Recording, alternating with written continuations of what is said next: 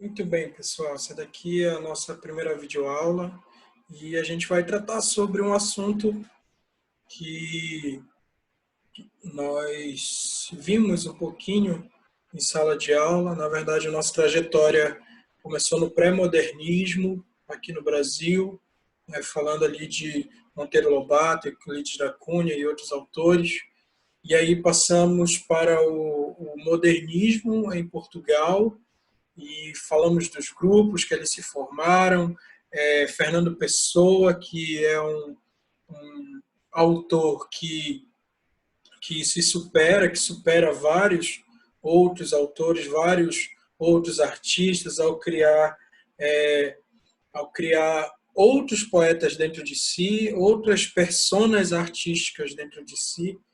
E, bom, e tudo aquilo que eles acabam conquistando e fomentando em Portugal acaba chegando aqui no Brasil e a gente pode falar do modernismo em terras brasileiras, ok? É, bom, esse movimento ele vai chegar, como eu já disse para vocês, né? Sempre essa sequência, chegando tardiamente aqui no Brasil, ok? Mas isso daí daqui a pouco a gente vai conversar. Vamos lá. Contexto histórico da época. A gente está no século XX, ok? Então, o período aí de 1900, né? E o Brasil, ele constitui um verdadeiro mosaico sociocultural. Ele está passando por diversas mudanças, novamente, ok?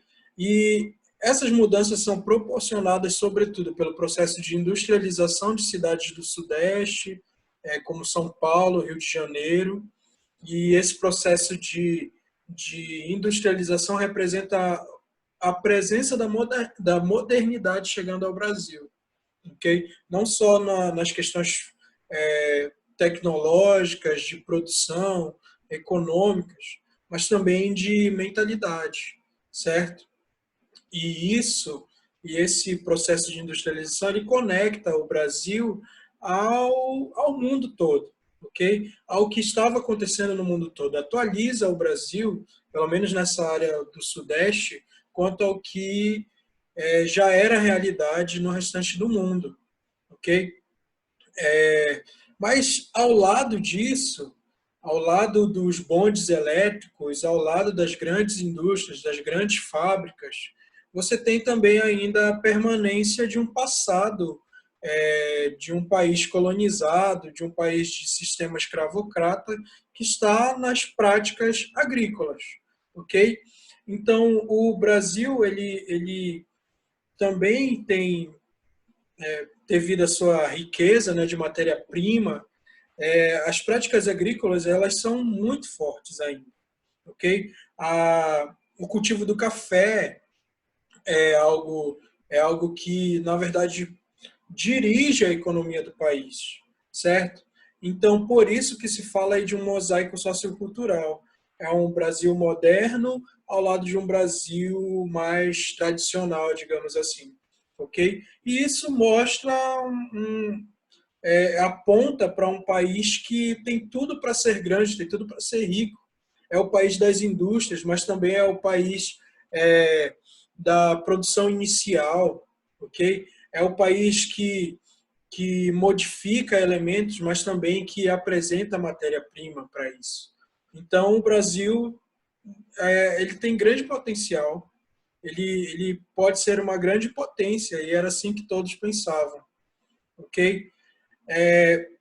Você aqui a gente tem essas metrópoles, né, belíssimas, como a metrópole do Rio de Janeiro, que que está vivendo nesse período a sua belle époque, trazendo tendências europeias para sua arquitetura, certo? E tudo isso é financiado pela a produção paulista, né, de café, ok? Pela elite do café. Então essa produção artística, tudo isso era, era patrocinado pelos barões do café. Só que o que acontece? Dentro desse contexto aí de magnitude, você percebe que, na verdade, esse possível potencial do país ele cai por terra quando você olha que ainda há uma histórica desigualdade e segregação racial e social no país, certo? Então, quando se aboliu a escravidão, os negros ainda ficaram sofrendo com essas mazelas, com as sombras da escravidão. Em alguns momentos, em algumas relações de trabalho, essa segregação existe, é muito forte, ok? Então, isso faz com que os pensadores da nação comecem a questionar de novo a realidade.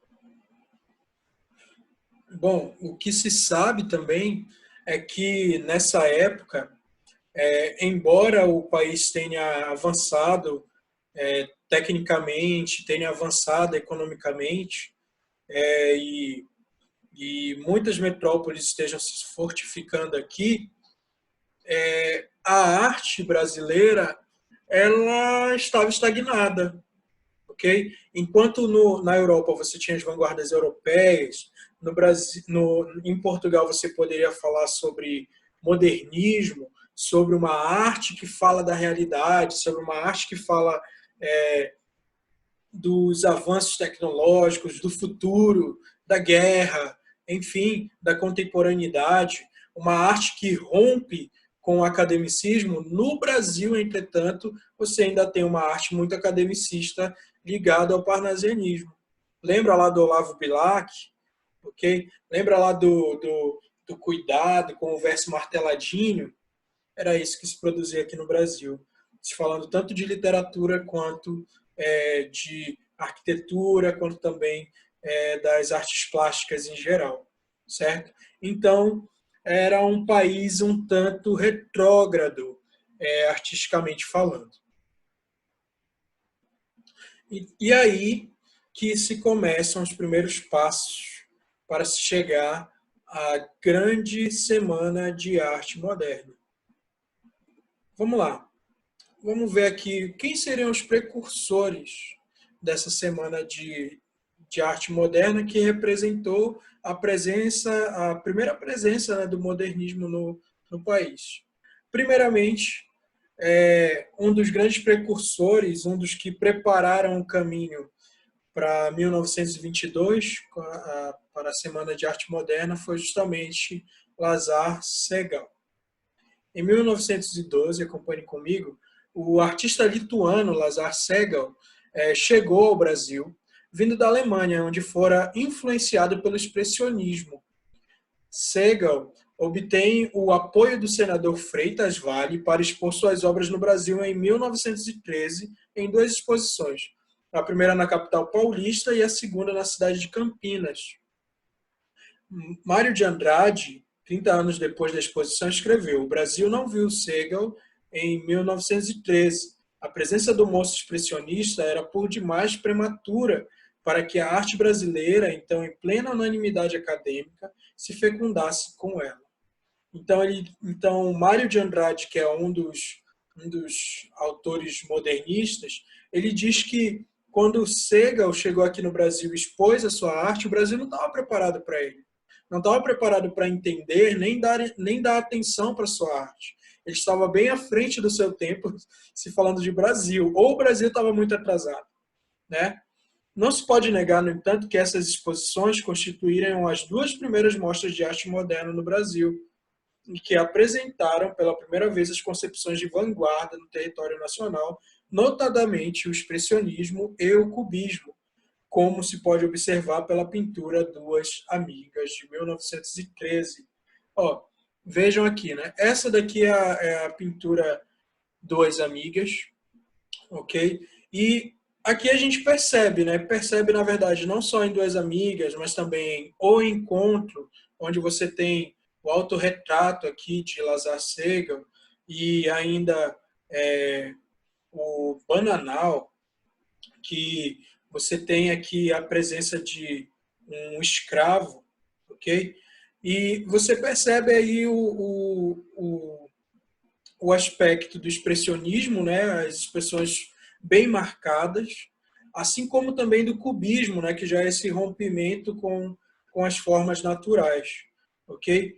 É, nesse quadro aqui, O Encontro, existe a interpretação, né, de que Lazar Segal já estaria com esse quadro se identificando, né, com o país, com o Brasil. Tanto é que ele se retrata como alguém de pele mulata, ok?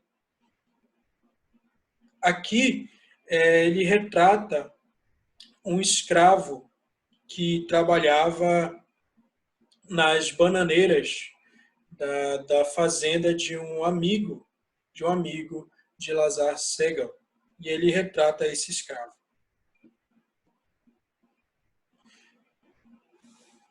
Anita Malfatti também é tida como uma das precursoras da Semana de Arte Moderna, ou do modernismo no Brasil.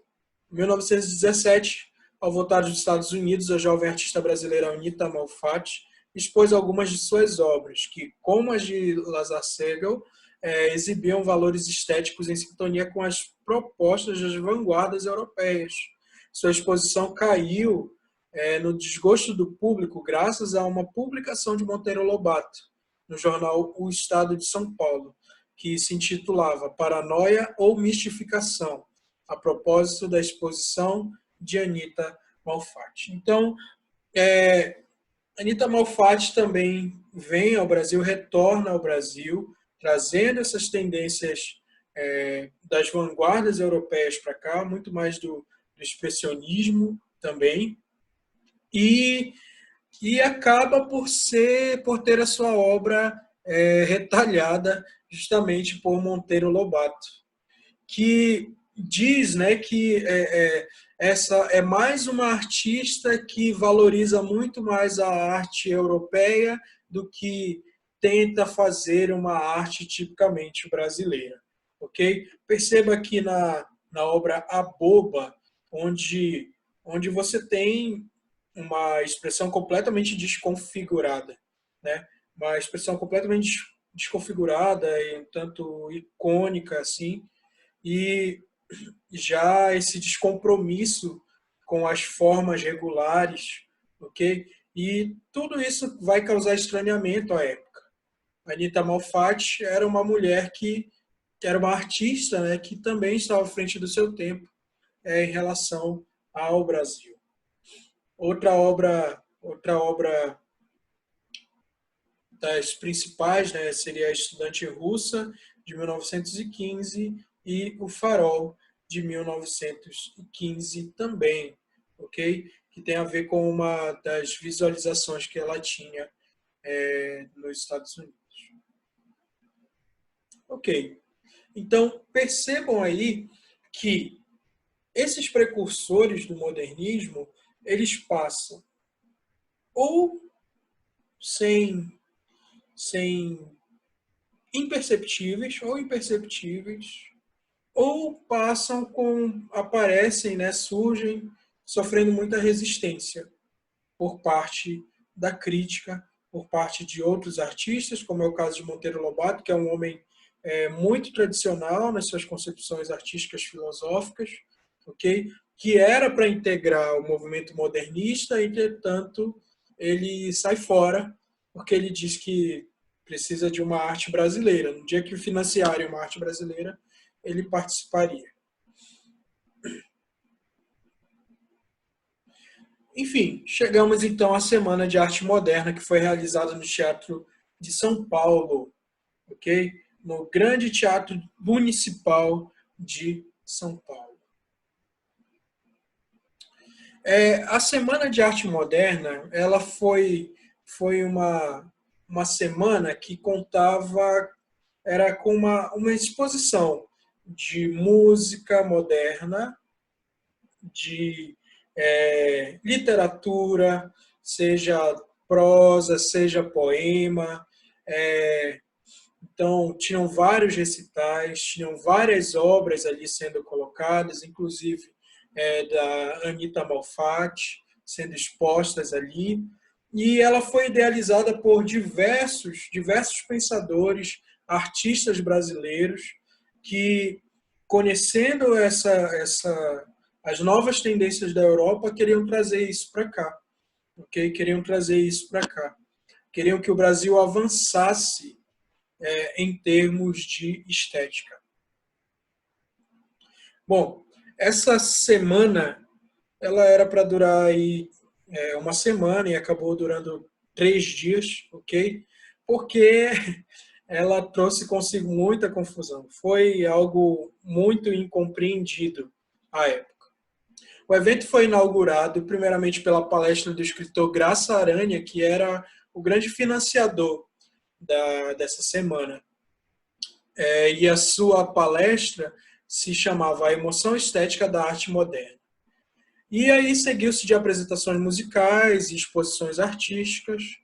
Oswald de Andrade leu alguns de seus poemas e o maestro Villa-Lobos executou algumas de suas composições. Entretanto, toda essa récita artística aqui, ela foi acompanhada de vaias, ela foi acompanhada de gente batucando a mesa, batucando as cadeiras, pisando no teatro, fazendo barulho, fazendo relincho, fazendo barulho, miando, ok? Vaiando mesmo.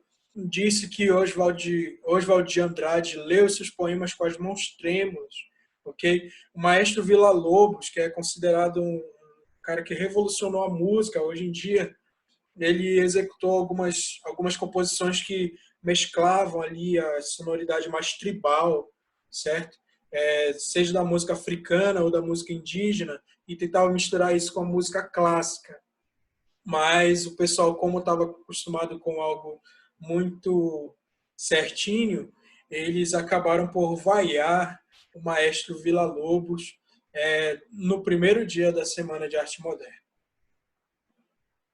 O segundo dia foi um tanto complicado também.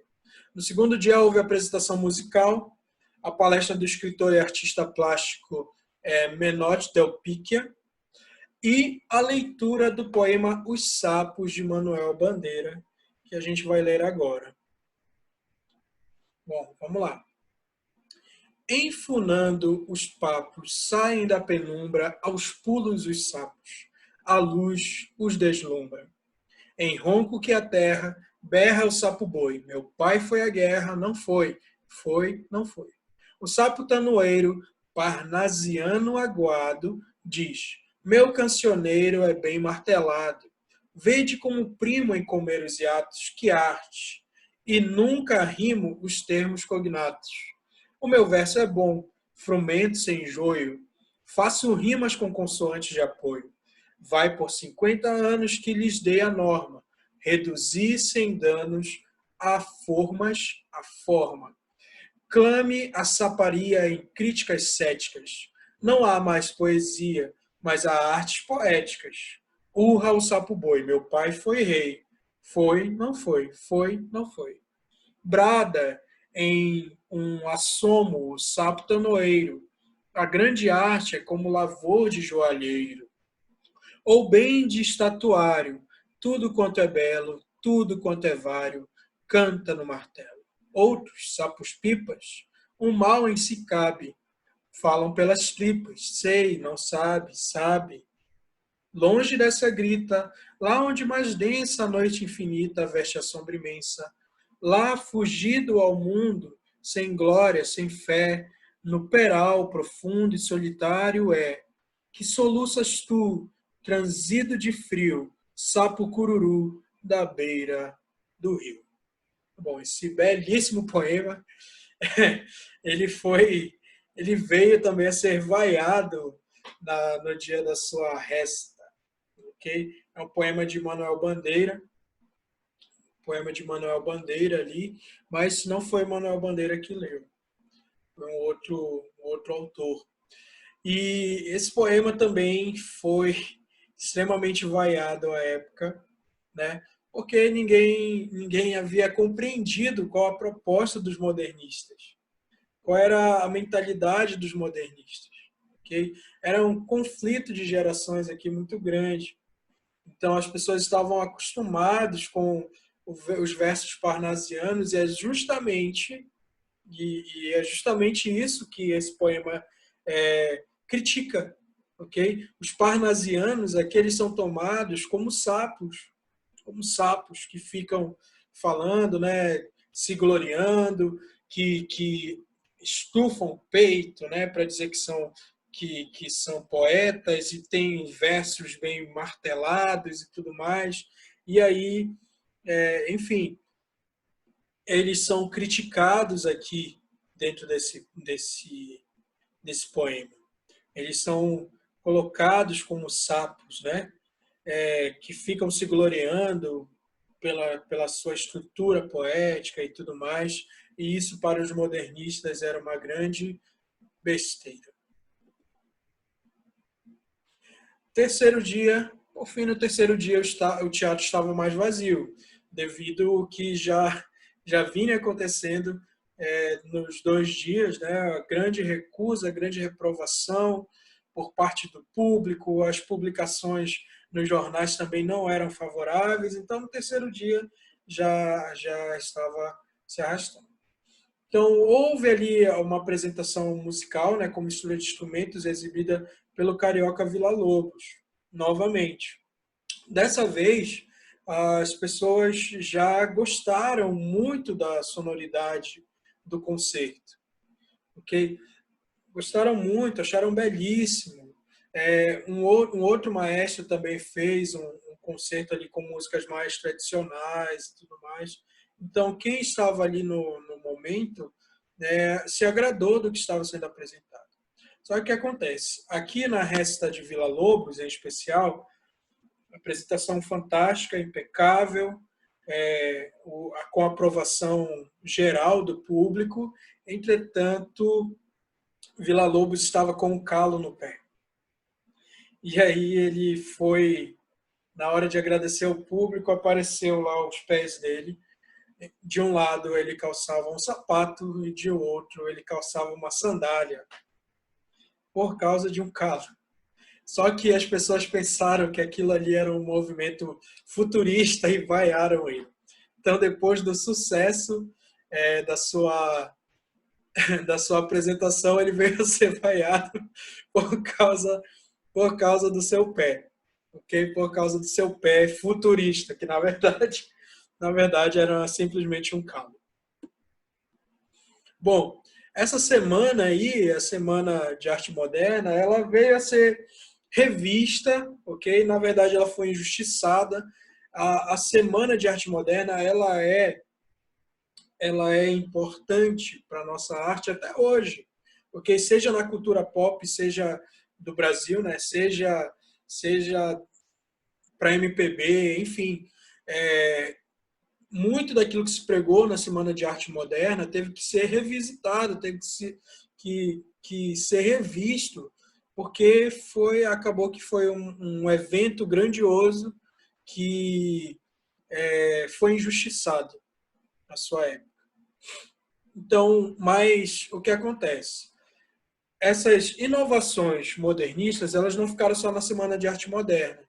Surgiram alguns grupos, algumas revistas que trouxeram esses ideais, né, e começaram a fomentar esses ideais. E uma dessas revistas, justamente a revista Claxon, que já tinha a sua capa completamente inovadora, né, com esse A aqui, tomando conta aí, né, das mensagens, das palavras, seria Claxon, Mensário de Arte Moderna, ok? São Paulo, número 1. Então, essa daí é a capa. Esse daí é considerado o primeiro periódico modernista. Ele é fruto das agitações de 1921 e da Semana de Arte Moderna de 1922. Ele circulou de maio de 22 a janeiro de 23 e anunciava a modernidade do século XX por meio das suas publicações. Havia esse tema aqui, né? A Claxon cogita principalmente de arte, mas quer representar a época de 1920 em diante. Por isso é polimorfo, é onipresente, é inquieto, é cômico, é irritante, é contraditório, é invejado, é insultado e é feliz. Então, tinha esse papel aí de chocar com a arte que apresentava. Outras revistas vieram a ser publicadas, outros grupos vieram a ser publicados, como no caso também da A Revista, né, que é uma das publicações. Mas um grande manifesto que vai aparecer aqui é justamente o Manifesto da Poesia Pau-Brasil, ok? Que foi escrito pelo Oswald de Andrade, inicialmente publicado no jornal Correio da Manhã, em 18 de março de 1924. O Manifesto da Poesia Pau-Brasil, ela defendia uma literatura de exportação, ok? Como era que essa literatura de exportação se configurava? Vamos ler aqui esse trecho do manifesto. A poesia existe nos fatos. Os casebres de açafrão e de ocre, nos verdes da favela, sob o azul cabralino, são fatos estéticos. O carnaval no Rio é o acontecimento religioso da raça, pau-brasil. Wagner submerge ante os cordões de Botafogo, bárbaro e nosso, a formação étnica rica, riqueza vegetal, o minério, a cozinha, o vatapá, o ouro, a dança. Ou seja, o que se defendia aqui? O que Oswald de Andrade defendia aqui? Que deveria se produzir uma poesia que se falasse do Brasil como ele é, de todas as riquezas culturais do Brasil, inclusive da sua linguagem natural, da sua linguagem do cotidiano, com todos os erros gramaticais possíveis e viáveis dentro das relações dos brasileiros, ok? E pegando essa matéria-prima brasileira, né, iria se produzir uma literatura de exportação, uma literatura que partia do Brasil, falando do Brasil, vivenciando o Brasil e apresentando o Brasil para o mundo. Mas o que acontece? Surgiu um movimento oposto ao movimento do pau-brasil, que é justamente o movimento do verde-amarelismo, que eram chamados também o Grupo da ANTA. O movimento verde-amarelo surgiu em 1926 pela Conferência A ANTA e o Curupira de Plínio Salgado, como resposta ao Manifesto do Pau-Brasil, que, segundo os verde-amarelos, levava consigo o nacionalismo afrancesado, apresentado principalmente por Oswald de Andrade. Então, eles perceberam a forte influência no movimento encabeçado por Oswald de Andrade, a forte influência das vanguardas europeias, ok? E o verde-amarelismo, esse grupo da ANTA, eles já defendem uma literatura brasileira, brasileira mesmo, sem seguir tendências europeias. E também eles têm uma visão um tanto ufanista do Brasil, porque eles têm uma visão um tanto idealizada do Brasil, sabe essa nacionalidade aflorada, assim, né, que a gente tem visto muitas vezes por aí, né? É isso que vai aparecer aqui no verde-amarelismo, no grupo da ANTA. E eles escolhem esse animal como seu ícone. E um trecho do seu manifesto, né, eles apresentam o problema do índio, por exemplo, né, como alguém que desceu a relação com o português e acabou perdendo a sua identidade. E é isso que não se precisa mais.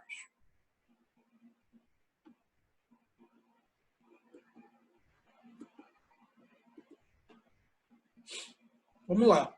E aí, em resposta ao grupo da ANTA, vai surgir justamente o Manifesto Antropofágico, escrito por Oswald de Andrade também, ok? Assim como por Tarsila do Amaral e Raul Bopp. Esse manifesto ele foi escrito em 1928 e fundou, né, o mais radical de todos os movimentos, que é a antropofagia, ou a deglutição cultural. Partidários de um primitivismo crítico, os antropófagos propunham devorar a cultura estrangeira. Então, o que eles pensavam? é preciso que se pegue aquilo que se tem no mundo, se pegue ali as vanguardas europeias, a força das vanguardas europeias, desse guerreiro artístico, ok? Se pegue ele, traga e aí devore, devore e tome as energias para que se funde uma arte brasileira forte, poderosa, tão poderosa quanto as vanguardas, ok? Lembrando que aqui não se trata de uma literatura que perca, de uma literatura nacional que perca a sua identidade. Não. Na verdade, se pega se pegam essas ideias, né, se lança a mão dessas ideias para que se torne essa literatura brasileira mais forte, ok? Para que se aplique ao Brasil e aí toda a produção artística, toda a produção cultural, né, nesse sentido, se torne melhor, se torne consistente, se torne de fato um guerreiro, ok? Lembrando que a antropofagia tem a ver com esse cerimonial, né, dos antigos indígenas que aqui estavam. Esse daqui é um trecho do Manifesto Antropofágico e ele diz o seguinte: To be or not to be, that is the question. No caso é o to be or not to be, that is the question. Né? Ser ou não ser, eis a questão. Aí eles colocaram tupi ou não tupi, essa é a questão, eis a questão. Nunca fomos catequizados. Fizemos foi carnaval. O índio vestido de senador do império, fingido de Pitt, ou figurado nas óperas de Alencar, cheio de bons sentimentos portugueses. Contra Chieta, cantando as 11.000 virgens do céu na terra de Iracema, o patriarca João Ramalho, fundador de São Paulo. A nossa independência ainda não foi proclamada. Frase típica de Dom João VI: meu filho, põe essa coroa na tua cabeça antes que algum aventureiro faça. Expulsamos a dinastia. É preciso expulsar o espírito bragantino, as ordenações e o rodapé de Maria da Fonte, contra a realidade social, vestida e opressora, cadastrada por Freud. A realidade sem complexos, sem loucura, sem prostituições e sem penitenciárias do matriarcado de Pindorama. Então, eis aqui, né, um trecho desse manifesto antropofágico que faz uma revisita da história do Brasil e propõe essa visita a outras culturas para que se fortaleça a nossa. Vamos lá, algumas características aqui, características gerais do modernismo, pelo menos dessa primeira fase. A busca de uma linguagem brasileira, se desprezava o rigor das regras gramaticais, principalmente aquelas ditadas pela gramática lusitana, mas distante da realidade brasileira. Os modernistas aproximaram a linguagem literária da língua falada pelo povo brasileiro. Eles tinham um nacionalismo crítico, interesse por temas brasileiros, buscando valorizar nossa tradição e cultura, bem como nosso passado histórico-cultural.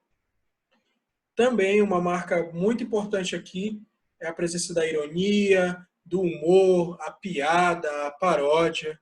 Os modernistas procuravam ser bem-humorados, zombavam da arte tradicional e das figuras eminentes de nosso passado histórico. E também defendiam temas extraídos do cotidiano. Os modernistas acreditavam na possibilidade de a arte ser extraída das coisas simples da vida e não apenas dos grandes temas universais. A produção modernista promove, assim, uma dessacralização da arte. Okay? Então, até as futilidades do dia a dia vão ser elementos de arte. Tudo é elemento para a poesia. Okay? Há também a defesa de uma liberdade estrutural. Então, os versos brancos, poemas que não rimam, poemas que não seguem nenhuma métrica, nenhuma contagem de sílaba, liberdade artística total aqui, ok? Tudo isso se afinando, né, com aquilo que era proposto pelas vanguardas europeias e pelo modernismo português. Ok, a primeira fase do modernismo é chamada de fase heróica. Essa daqui é considerada a fase mais radical do movimento. Ela tem necessidade, por quê? Porque ela tem necessidade de definições, né? Ainda é muito ampla, ok? Mas também nessa amplitude aí de gestos também se quer firmar o que seria o modernismo brasileiro, o abandono das perspectivas passadistas, né, do passado, e liberdade formal. Eles procuram ser originais e polêmicos. Eles têm uma visão nacionalista, porém uma visão crítica da realidade. A defesa da reconstrução da cultura brasileira sobre bases nacionais, eliminação definitiva do nosso complexo de colonizados apegados a valores estrangeiros. Okay? Trabalhava muito bem esse paradoxo aí, né? Do brasileiro se desapegar de valores estrangeiros, mas também saber aquilo que estava fora para fortalecer a produção literária. Revisão crítica do passado, né? E de nossas tradições culturais, principalmente vai se falar muito sobre o processo de colonização do Brasil, a aproximação entre a fala e a escrita da linguagem, período rico em publicações de obras literárias. Os principais poetas vai ser Oswald de Andrade, Mário de Andrade, Manuel Bandeira e outros. Agora a gente vai ficar em dois autores aqui, que é justamente Mário de Andrade e o Oswald de Andrade. Mário de Andrade. A poesia de Mário de Andrade é marcada pela tentativa do poeta em romper com as estruturas artísticas do passado. Mário de Andrade lutou por uma língua brasileira que estivesse mais próxima do falar do povo. Já dentro da prosa, falando aí de Macunaíma, o herói sem nenhum caráter, Mário de Andrade renova a linguagem do herói brasileiro. Fosse o índio ou o burguês bem comportado, o herói que aparece nos romances românticos tinha muito de real e quase nada de nacional. Macunaíma é uma personagem que se transforma a cada instante, assumindo as feições das diferentes etnias que deram origem ao povo brasileiro. Oswald de Andrade. A obra de Oswald de Andrade representa um dos cortes mais profundos do modernismo brasileiro em relação à cultura do passado. Debochada, irônica e crítica, estava sempre pronta para satirizar os meios acadêmicos ou a própria burguesia. Seu conceito de nacionalismo era diferente daquele pregado pelos românticos. Oswald defendia a valorização de nossas origens, de nosso passado histórico, mas de forma crítica, isto é, recuperando, parodiando, ironizando e atualizando a nossa história da colonização. Em outro vídeo, eu vou aprofundar um pouquinho mais sobre esses e outros autores para vocês. Tá bom? Então, por hora, a gente fica por aqui. Abraço, até mais. E estou com saudade de vocês, né, dos momentos engraçados que às vezes tem na nossa aula. E recebam aí meu abraço, tá bom? E que a gente possa estabelecer sempre uma relação de parceria. Falou!